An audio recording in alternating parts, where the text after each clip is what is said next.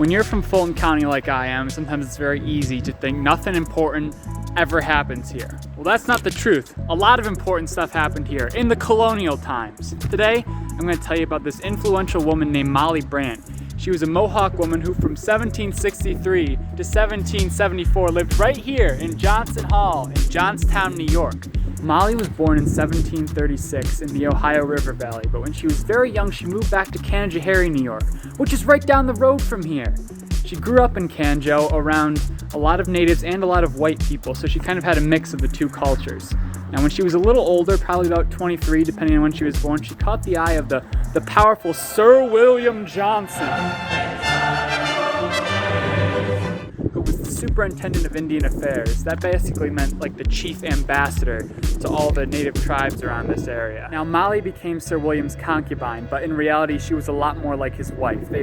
They had a more or less equal partnership, or as equal as men and women could have at the time.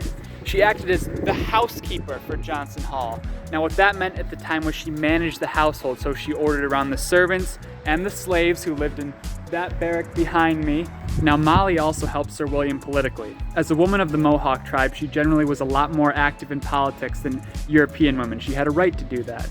She helped connect Sir William with her powerful stepfather, who was an important chief in the Mohawk tribes.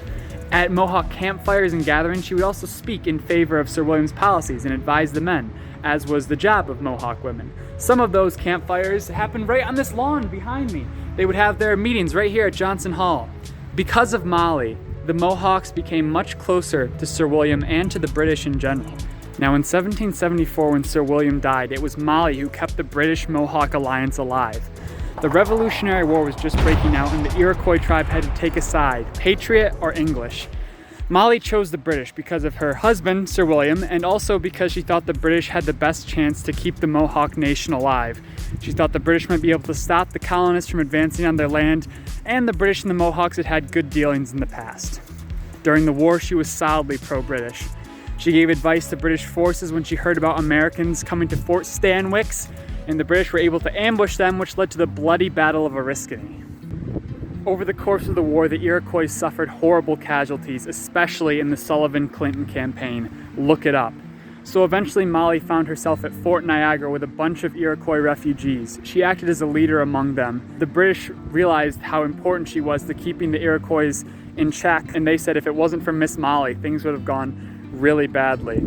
After the war, Molly was rewarded by the British with a farm in Canada and a big fat pension. But the Iroquois were shattered. Basically, all of them were driven out of the Mohawk Valley. I encourage you to learn a lot more about Molly Brant. I have more to say about her, but not today. So thanks for watching, and visit Johnson Hall. If my umbrella is pointing in the right direction, yes, it's a good place to learn Fulton County history, baby. Yeah.